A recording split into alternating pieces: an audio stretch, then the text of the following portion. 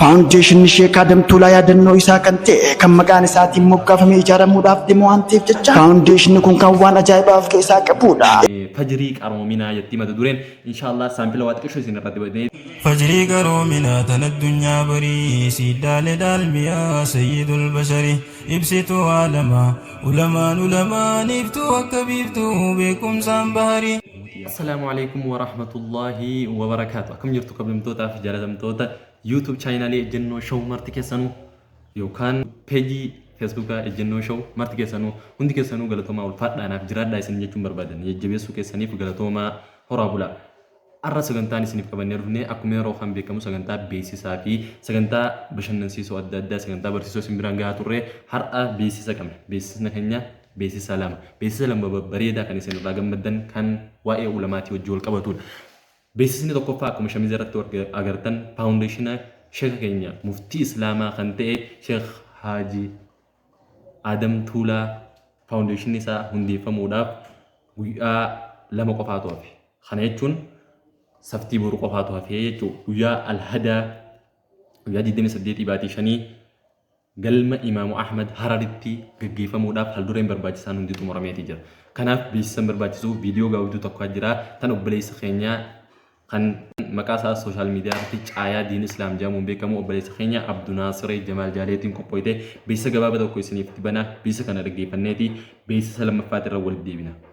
Alimni guddaan Sheikh Adam Tuulaa kan amata 110 addunyaa tanarra turan kan umrii isaanii ama 80 guutuu diin islaamaa barsiisuu keessatti dabarsan gabricha rabbii kan seenaa ajaa'ibaa qabudha. Rabbiin dalagaa isaanii gaarii carraa qadan cufaawii irraa haqee badu. Egaa Sheikh Adam Tuulaa nama yeroon isaanii jijjiirre kan haqaaf falmuu keessatti shoora olaanaa taphatanidha. Foundation Sheikh Adam Tuulaa yaadannoo isaa kan ta'e kan maqaan isaatiin moggaafamee ijaaramuudhaaf deemu waan ta'eef jecha foundation kun kan waan ajaa'ibaa of keessaa qabudha. Egaa foundation jaami'aa yuunivarsiitii islaamaa kan isa keessatti barnoota diin islaamaa barsiifamuudhaan isa keessatti tajaajilamudha. Egaa faawundeeshinii Sheek Adam Tuulaa wanni inni of keessaa qabu ulamaa ashaaraa yookaan mallattoo ajaa'ibaa diin islaamaa barsiisuu keessatti shoora olaanaa taphatan kan fooqiin maqaan isaanii xiyyaamamtu of keessaa qaba. Egaa qophii kanaaf mallattoo kongorate qophii hawaasa islaamaa itilaa addunyaa cufaahuu wal gahe waan ta'eef jecha abshiraa gammadaa jedha boordiin faawundeeshina Sheek Adam Tuulaa. Egaa biyya cufattuu akka gaggeeffamuuf karoorfameeti jira. Egaa karoorfame kanaanis guyyaan hadaammachi yookaan xarri 28 baatii 5 bara 2015 magaalaa Harar istaadiyeemii Imaamu Ahmaditti gaggeeffama.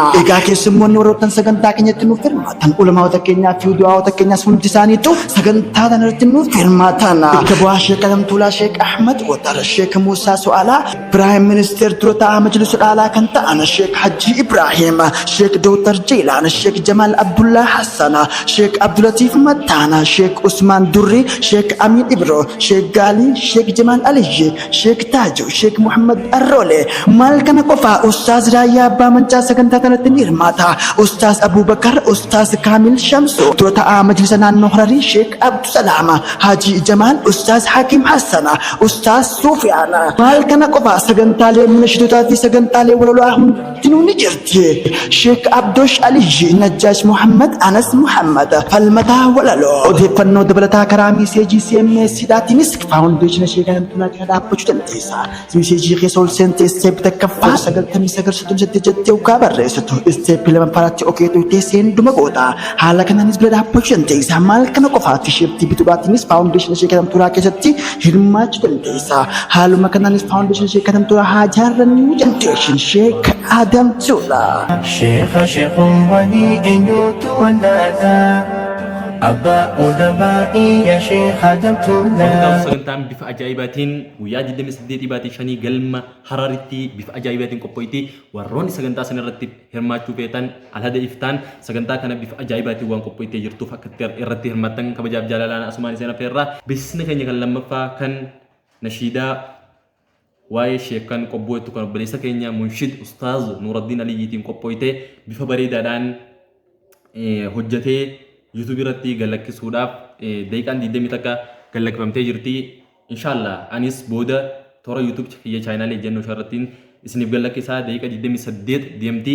Kanaafuu daqiiqa 20 fi 2 deemtee guyyaa 28 fi daqiiqa 22 wal fakkaate daqiiqa 20 fi 2 deemti bifa bareedaadhaan seenaa ulamaawota sheekan qobboo obboleessa keenya barreessee inshallah hangana qofaa miti ganaa waan guddaa irraa ina hangana naaf qabaddaa inshaallah yoonii fi na cinaa dhaabbatanii na jajjabeessitan waan guddaadhaan isiniif dhufa jaa wal cinaa dhaabbannee wal jajjabeessu jechuun hamilee walii ta'u obboleessa kiyya jabaadhu jechuun waan salphaa miti beekaa. Tanaafuu nama keenya cinaa dhaabbannee jabaadhu obboleessa kiyya waan gaarii jirta jennee yoo jajjabeessinee namni kun waan guddaan dhufuuf jiraata. Inshaallah obboleessa keenya Munshid Nuraddiin Asmaanuu si jaalannaa jabaadhu jechuun hin barbaada. Munshidoo ijoolleen teenya munshidoonni hundinuu wallahi warri magaalaa tana keessattis ka'umsa nashiidaat irratti qaban osoonii fi wal cinaa dhaabbanni ustaazonni keenya kun nama waan guddaa hojjetu jeetiin amanaa gama kiyyaanii. Tanaafuu wal cinaa dhaabbannee wal haa jajjabeessuun dhaamsa kiyya gamanumaan dabarfachuu barbaada. Nashiidaan daqiiqaa 22 deemtii fajrii qaroominaa jetti mata dureen inshaallah saampila waa xiqqoo isin irratti badeetiin san booda YouTube channel Ejjennoo Show irratti isiniif galakkisaa dheedhanii akkanii fi daawwattanii wal biraan gahaa wal haa jajjabeessuun humna waliif haa taanu isinin jaa inshaallah yeroo waa xiqqoo boodinnis toora YouTube channel isaati isiniif dhufa nashiidaan waraabamtee na bira taa'urra jeetuma natti ergee tanaafuu tanaas isiniif galakkisaa nashiidaan gabaabduu mata dureensi akkana jetti.